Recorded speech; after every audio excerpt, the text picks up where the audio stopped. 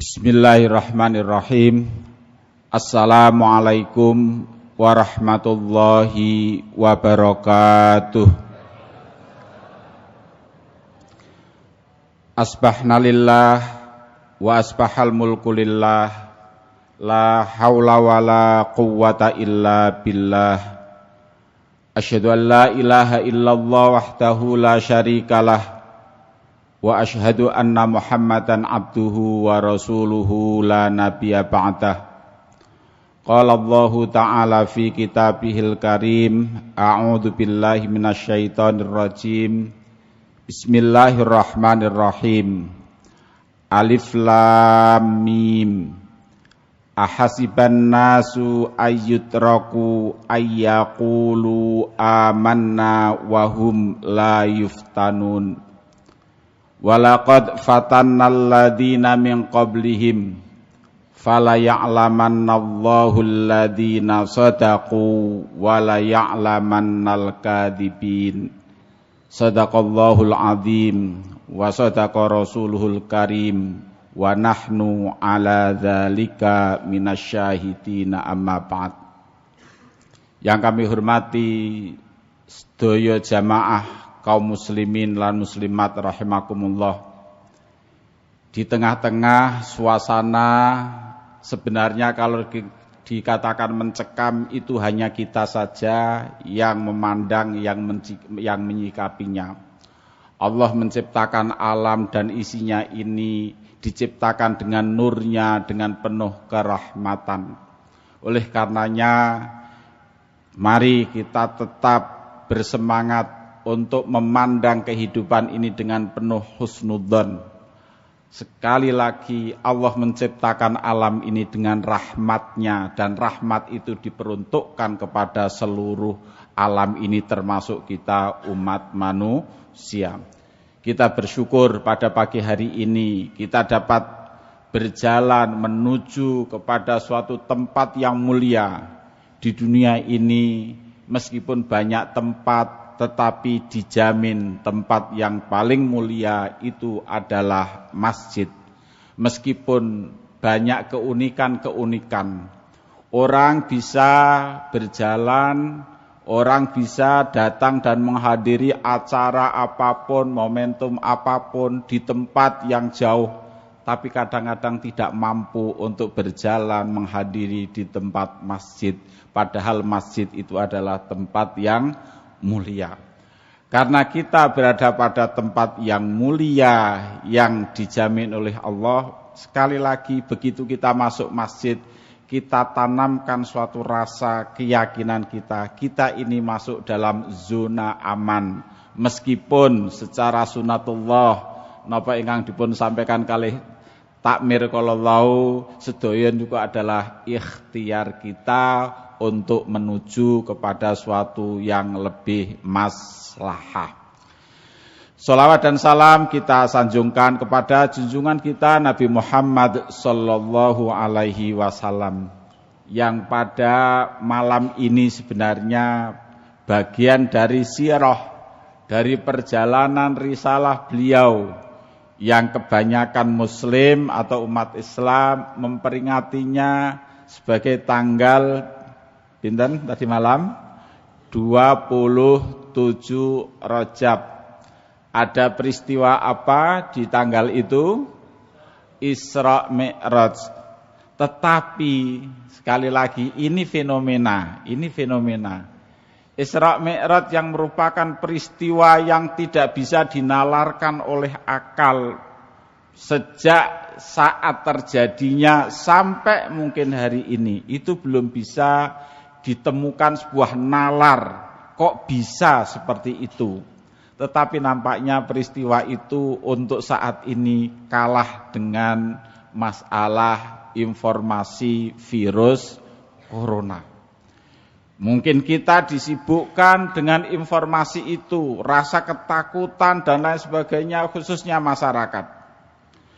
Dan masyarakat ada yang saking semangatnya, sekali lagi kita mungkin berhusnudzon saja, saking semangatnya untuk berwaspada, tetapi dalam waktu yang sama dengan keterbatasan ilmu dan pengetahuannya, justru dia bukan korban virus corona, tetapi korban informasi, masalah menggunakan IT, yaitu salah menyampaikan informasi dan lain sebagainya, walhasil dia malah korban hukum.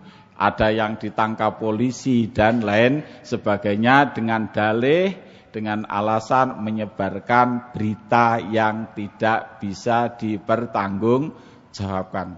Sekali lagi kita bersolawat kepada Nabiullah Muhammad SAW. Mudah-mudahan dengan solawat yang kita sanjungkan kepada beliau dengan malam ini juga sebenarnya adalah merupakan suatu peristiwa agung yang saat itu manusia juga terbagi menjadi dua. Yang memang belum percaya semakin tidak percaya, yang setengah percaya ada yang kembali tidak percaya, dan justru di saat itu semakin meneguhkan keyakinan. Dalam hal ini disampaikan oleh Abu Bakar radhiyallahu an. Apa beliau ketika mendengarkan Rasulullah pulang dari Isra Mi'raj, sebelum beliau menyampaikan apapun, saya telah percaya apa yang akan disampaikan oleh Rasulullah. Jamaah rahimakumullah, pada kesempatan ini suasana yang luar biasa, dan ini tidak sekedar di Indonesia. Ini hampir dunia sekarang, hampir ada 80 negara yang juga semua sama-sama khawatir. Akan tetapi kita sebagai umat yang beragama, khususnya adalah umat Islam, awal yang ditanamkan oleh Islam dalam pranata-pranata yang ada itu adalah komitmen yang disebut dengan keimanan, kepercayaan. Itu hal yang penting dalam beragama. Agama diturunkan oleh Allah untuk mengatur kehidupan manusia. Ini yang jangan salah. Meskipun orang sering memahami agama difahami hanya satu sisi, seolah-olah hanya urusan batin, seolah-olah hanya urusan akhirat. Betul, tidak salah. Akan tetapi Islam punya cara pandang. Kalau sekarang ada teori distancing yang waktu corona ini, di mana orang disuruh menjaga jarak. Jarak itu berarti ada yang dekat dan ada yang jauh. Islam mengajari cara memandang kehidupan ini secara totalitas. Tidak dipandang dari awal, tidak dipandang hanya di akhir, tetapi secara totalitas.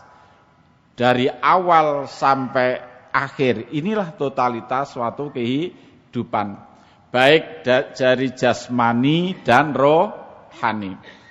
Kita sering mengkhawatirkan masalah-masalah jasmaniah kita itu tidak salah, dan itu juga diperintahkan oleh agama. Akan tetapi bahwa kesehatan, kekuatan, kepercayaan rohaniah kita ini sebenarnya menjadi modal utama dalam kehidupan kita. Hal yang penting dari suasana seperti ini, pertanyaan sederhana. Mungkin negara telah mengorbankan materi dalam hal menangani isu atau fenomena ini. Masyarakat juga sudah berkorban baik langsung maupun tidak langsung. Konon andaikan diterapkan suatu kebijakan lockdown, semua terputus, diputus, dikunci, kita tidak bisa membayangkan bagaimana kondisi ekonomi. Pertanyaannya adalah, apakah kita cukup hanya sekedar merasakan suatu keresahan dan lain sebagainya? Kalau diukur dari kerugian materi tidak bisa dibayangkan lagi. Arab Saudi berani menutup segala wisata, baik itu yang religi dalam hal ini adalah umrah dan lain sebagainya. Berapa kerugian itu, tapi berani menanggung resiko itu. Pertanyaannya, apakah Allah dibalik takdirnya, di balik kekuasaannya, di balik kondisi ini, apakah tidak ada hikmah yang lebih besar dari itu? Cuman kita memang kadang-kadang kurang arif, kurang bijak untuk mengambil sebuah hikmah.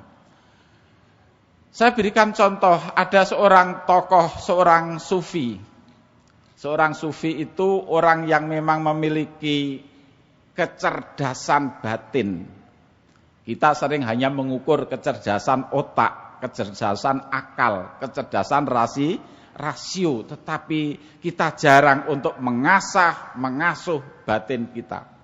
Seorang sufi itu meskipun dia tidak dikenal punya gelar apapun, tidak dikenal IPK-nya berapa, nilai ujiannya berapa, tetapi dia memiliki basiroh, mata hati yang sangat tajam.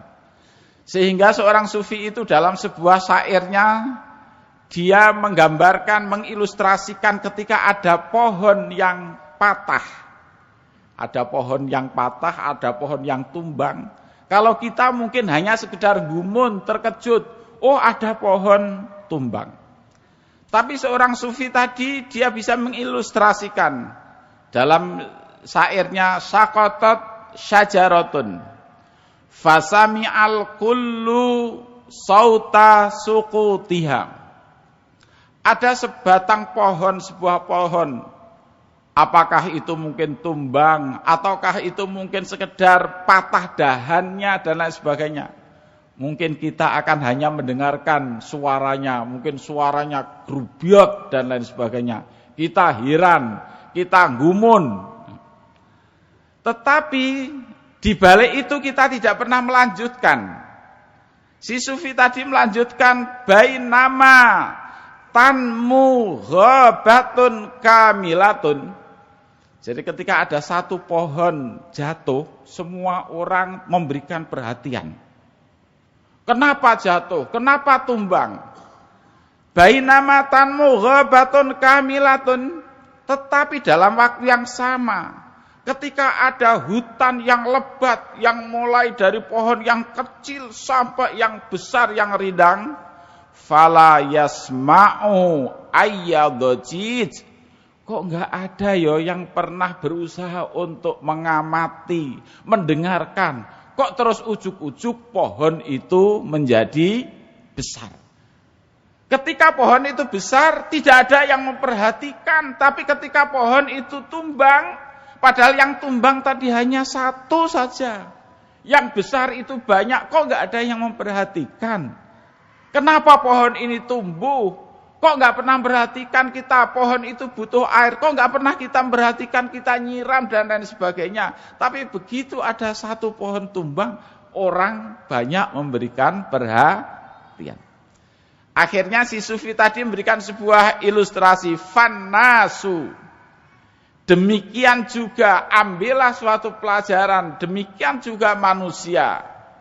Ketika manusia sedang melihat kita, diri kita, fannasu la yaftatiduna litamayyuzika bal lisuqutika.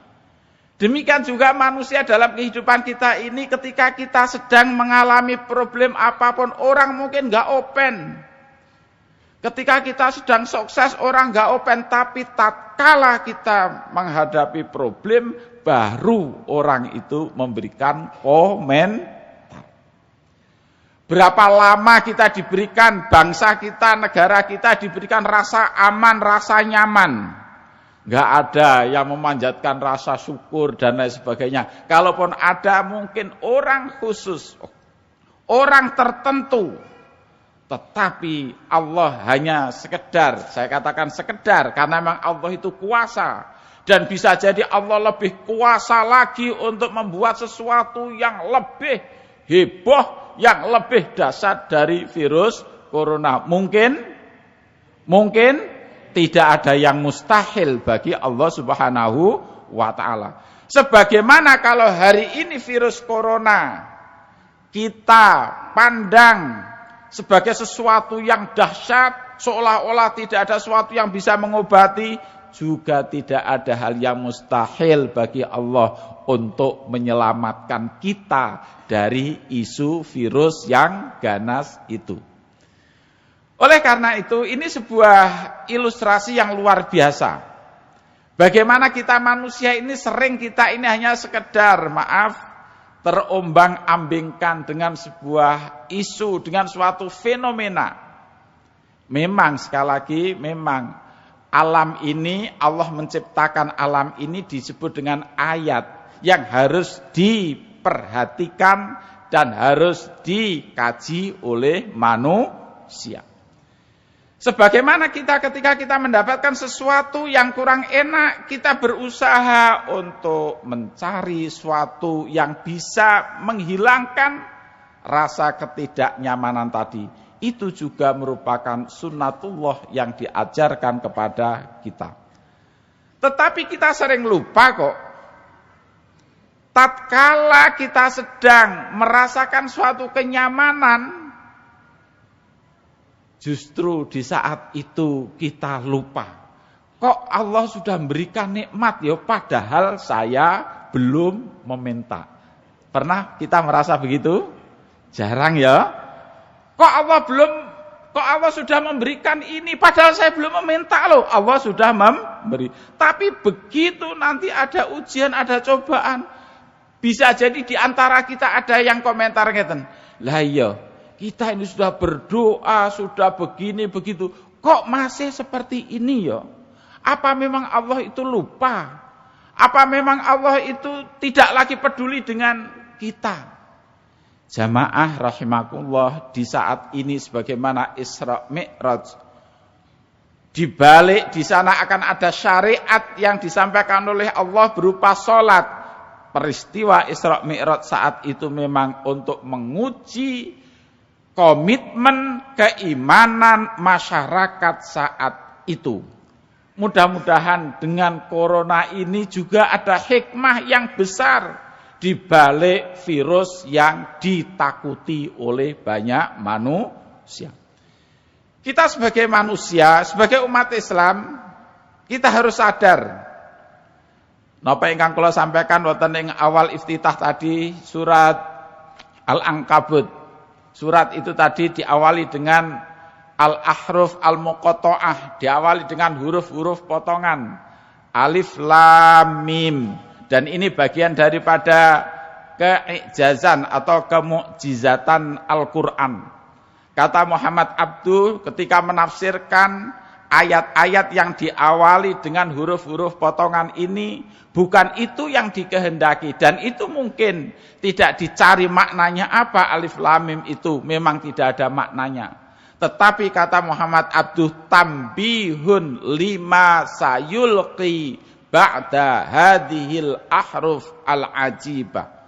Yaitu huruf-huruf itu tadi itu untuk mengetes, untuk mengambil perhatian kepada masyarakat Arab saat itu, yang ahli balaghah, yang ahli sastra, yang ahli bahasa.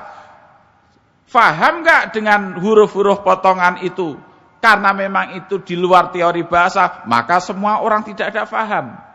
Tetapi bukan itu yang dikehendaki adalah ayat, kalimat yang akan disampaikan setelah huruf-huruf itu, agar menjadi perhatian setelah manusia saat itu merasakan ada suatu kegaiban, ada suatu kegumunan, ada suatu ketakjuban. Apa setelah alif lam mim tadi? Ahasiban nas ayyutraku ayyaqulu amanna wa hum la yuftanun. Apakah manusia, umat Islam, bangsa Indonesia akan mengira bahwa setelah kita mengatakan beriman, kita berislam, akan dibiarkan begitu saja tanpa adanya suatu ujian dan cobaan? Dari perspektif ini, ayat ini sebenarnya adalah untuk mengarahkan jiwa kita dalam menghadapi segala sesuatunya, agar kita ini sadar memang hidup ini Tidak ada yang lepas dari masalah. Tidak ada yang lepas dari problem. Maka ada sebuah ilustrasi begini. Kenapa setiap bayi lahir itu kok mesti menangis? Konon dalam guyonan, ini lugah guyonan. Katanya bayi Indonesia itu kalau lahir itu nangisnya keras katanya. Kenapa? Karena begitu dia lahir melihat, waduh negara kita sudah punya banyak hutang, maka tangisannya keras. Maaf, ini guyonan. Tetapi rata-rata semua bayi lahir menangis. Dan tatkala bayi lahir menangis, orang di sekelilingnya malah senang. Gitu. Kalau ada bayi lahir, terus diam saja, pertama yang bingung mungkin ibunya. Tetapi begitu bayi lahir dia menangis, maka di sekelilingnya orang senang. Tanda bahwa bayi ini sehat. Diambil sebuah ilustrasi, kenapa bayi lahir itu menangis? Oke, dari sisi ini karena ini itu. Bahwa mengisyaratkan dia akan menghadapi sebuah problem dalam kehidupan ini. Dan itu berbeda ketika tatkala dia sedang berada di rahim ibunya. Ketika berada di rahim ibunya, dia tanpa kerja, tanpa apapun, asupan gizi, asupan makanan sudah datang dengan sendirinya. Tapi begitu dia pisah dari rahim ibunya, dia akan minimalnya pertama sudah mandiri. Dia harus bernafas sendiri. Dia nanti kalau makan harus menggunakan alat indrawinya. Kalau dia mau apapun harus. Tatkala dia masih berada di dalam rahim sang ibu, dia nyaman, dia tenang. Maka kata sebuah lagunya OB Mesah, andaikan bisa kembali lagi ke rahim ibu. Nyaman, tenang, dan lain sebagainya. Tapi ini sunatullah. Bukan Allah tidak bisa menciptakan, bukan Allah tidak bisa menjadikan, bukan Allah tidak bisa kuasa untuk menjadikan kita ini hidup nyaman. Bisa. Jangankan kita, Adam, manusia pertama, Rasul pertama, tatkala dia pertama ditempatkan di surga, diuji oleh Allah, diturunkan ke dunia untuk menguji. Kata Al-Quran tadi, untuk menguji agar kita ini, nah ayat yang selanjutnya setelah Al-Quran memberikan informasi, ahasiban nas ayyutraku ayyaqulu amanna wa hum la yuftanun walaqad fatannal ladzina min qablihim. Kalau kita hari ini ada musibah, ada ujian, ada apapun, yakin bahwa generasi sebelum kita juga sudah pernah diuji. Tidak ada generasi yang tidak pernah mendapatkan ujian, tidak ada rasul yang tidak mendapatkan ujian, semua rasul, semua nabi mendapatkan ujian. Tetapi yang dikehendaki dari ujian tadi adalah fala ya'lamannallahu alladzina shadaqu wa la ya'lamannal kadzibin. Dengan ujian ini nanti akan diketahui siapa toh sebenarnya orang yang shadaqu, yang jujur, yang benar, yang komitmen betul, dan siapa orang yang menjadi pecundang atau orang yang pendusta. Jamaah rahimakumullah, bicara masalah beragama merupakan suatu yang sangat unik. Sehingga kadang-kadang jangankan orang yang beragama, orang yang tidak beragama itu tertarik untuk melihat dan meneliti perilaku orang beragama. Bagi para ahli-ahli yang non-agama, ateis, mereka heran. Kok bisa ya orang itu percaya yang tidak bisa dibuktikan dengan nalar, yang tidak bisa dibuktikan dengan indera, dan lain sebagainya. Tapi kok bisa diterima oleh akal manusia? Itu yang menjadi PR. Hanya saja kadang-kadang kita ini orang beragama sudah merasa zona aman, sudah merasa itu tanpa kita pernah memikirkan. Ada salah seorang ahli dari Jepang, seorang ahli gizi, ahli makanan. Tentunya beliau orang tidak beragama, ateis, tetapi dia meneliti kenapa orang Islam itu kalau mau makan kok berdoa. Dan apa hubungannya antara doa dengan makanan itu. Ternyata dia meneliti, makanan itu ketika orang yang makan itu berdoa, orang berdoa tentunya adalah mengharap keberkahan, dalam jiwanya ada husnudzon, ada aura yang positif, ternyata makanan itu beraura positif. Dan sebaliknya ketika orang mau makan, mau minum dan sudah punya aura yang negatif dalam dirinya, maka makanan, minuman itu juga berubah. Maka Rasul mengecam siapapun yang ada di depannya makanan dan dia tidak selera untuk makan, tetapi dia mencelanya itu dilarang oleh agama. Kenapa? Ada dua hal. Kalau memang yang bersangkutan tidak butuh makanan tadi, masih banyak orang lain yang membutuhkan. Itu yang pertama. Yang kedua, bahwa ciptaan Allah yang telah dinyatakan halal, maka ciptaan itu sejatinya adalah bermanfaat dan positif bagi kehidupan. Akibat sesuatu tadi menjadi penyakit, menjadi aura negatif, diawali dari jiwa manusia. Maka kita dituntut dalam hidup ini untuk selalu berhusnudzon. Termasuk dalam menghadapi ini, jadi bencana musibah corona yang menimpa berbagai negara ini sebenarnya dikatakan berat, iya, tetapi bukan hanya sekedar generasi saat ini. Umat-umat yang dulu juga ditimpa mungkin dengan nama yang berbeda, dengan situasi yang berbeda. Tetapi itu semuanya dikehendaki oleh Allah adalah untuk mengetahui waliya'lamannal ladzina shadaqu waliya'lamannal kadzibin. Untuk mengetahui siapa yang betul-betul komitmen ini. Nah, akhirnya ini ada diskusi. Setelah pemerintah mengumumkan adanya musibah ini dengan berbagai langkah-langkah dan lain sebagainya, Majelis Ulama mengeluarkan fatwa. Fatwanya masih bersifat normatif. Kalau memang ini adalah merupakan suatu musibah, maka ada kaidah ad-dhararu yuzal. Darurat itu harus dihilangkan. Kalau memang tidak bisa dihilangkan, ad-dharuratu tubihul mahdzurat. Bahwa suatu kedaruratan itu bisa juga meniadakan kedaruratan yang lain. Salah satu yang dibahas adalah masalah sholat jamaah dan sholat Jum'ah. Terjadi diskusi yang luar biasa.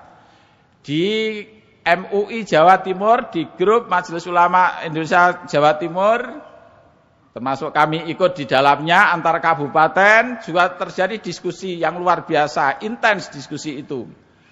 Melihat daerah lain sudah meniadakan sementara sholat jamaah dan sholat Jum'ah.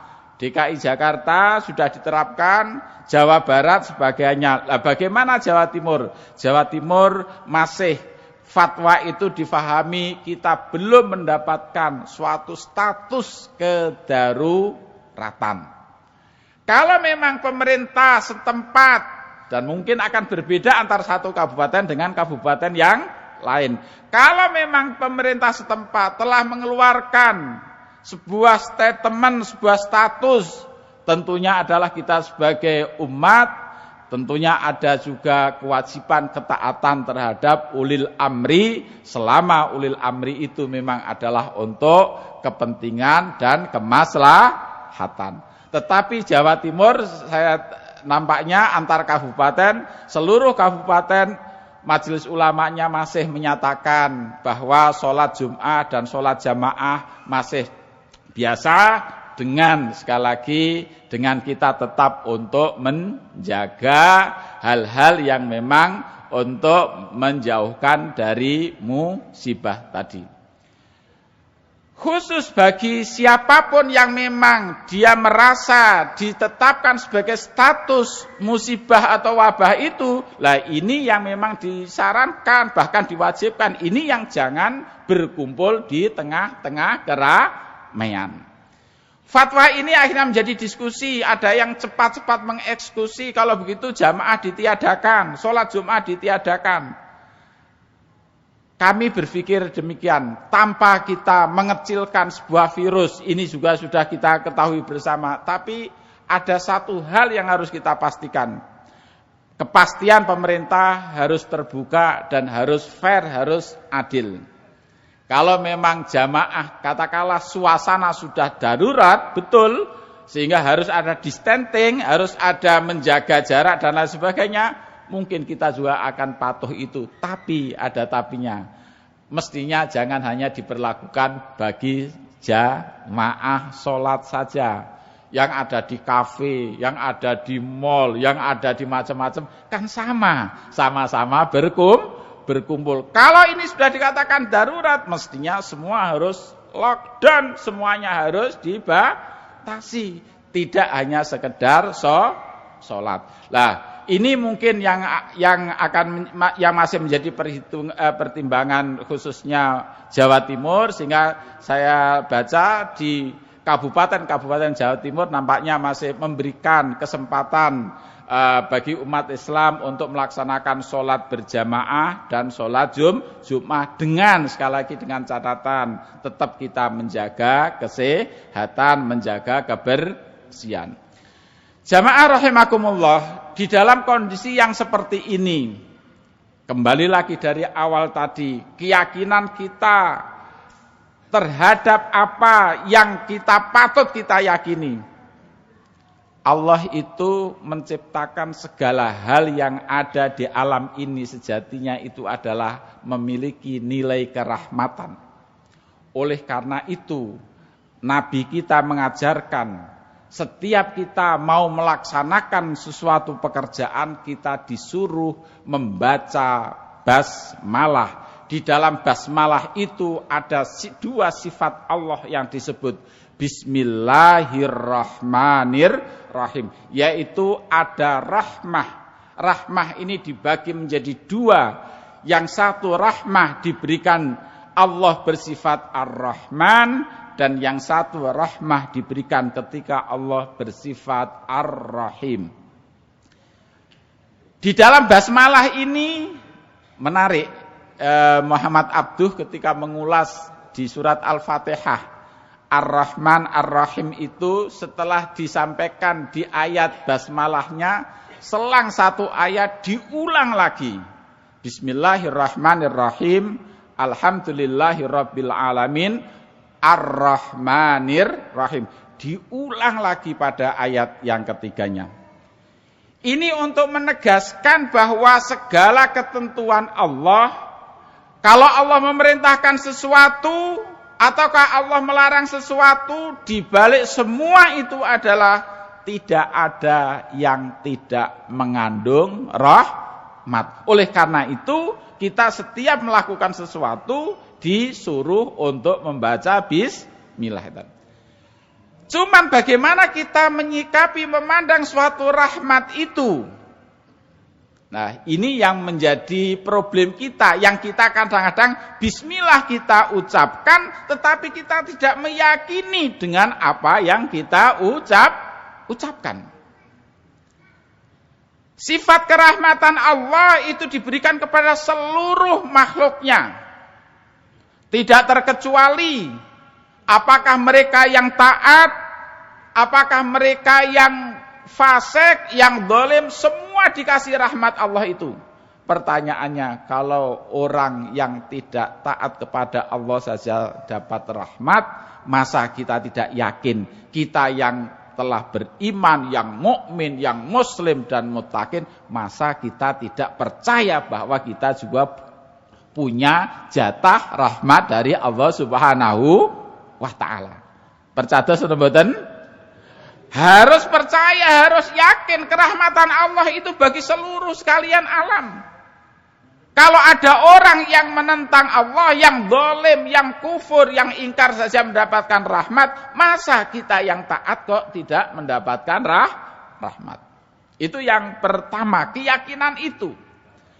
Cuman bahwa ada hal lain yang memang disampaikan oleh Allah. Wattaqu fitnatal la tusibannal ladzina dzalamu minkum khassah. Kita memang disuruh berwaspada terhadap segala cobaan, segala ujian yang ada dalam kehidupan ini. Dan sunatullah itu berlaku ketika Allah telah menyampaikan suatu masalah akan berlaku kepada semuanya.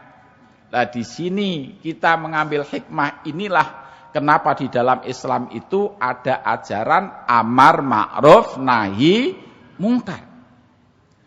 Karena kalau sudah hukum sunatullah itu berjalan, maka sudah tidak lagi pilih-pilih apakah yang ke masjid, apakah yang ke mal, apakah yang ke maksiat, ataukah yang ke maslahah.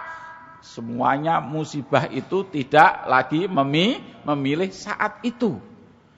Maka di sini tadi saya katakan musibah yang besar ini, dapatkah kita mengambil suatu hikmah? Masihkah umat Islam hari ini masih belum memandang bahwa suatu kebersihan itu merupakan bagian yang tak terpisahkan dari kehidupan? Padahal kita syariat Islam itu punya konsep yang luar biasa. Enggak ada ajaran lain. Kalau orang betul-betul muslim, betul-betul mukmin yang baik, melaksanakan syariat, setidaknya kita kan sudah mensterilkan diri minimalnya 5 kali dalam satu hari. Enggak ada konsep yang lain. Konsep yang lain itu paling-paling mandi. Mandi hanya sekali atau 2 kali. Orang Islam di luar mandi ada namanya wudu. Konon kalau kita mau masuk masjid, karena masjid tempat suci yang disyaratkan untuk bersuci, kalaupun tidak sholat pun kita juga harus berwudu. Ini konsep yang luar biasa dan mari kita ambil pelajaran bagi umat Islam dalam kasus virus corona ini. Terus yang kedua, bahwa ketika ada kebijakan distancing, yaitu menjaga jarak, tidak hanya sekedar menjaga jaraknya yang kita ambil, tetapi di sini mengingatkan agar kita menjaga jarak dari hal-hal yang tidak baik, dari hal-hal yang tidak memberikan manfaat.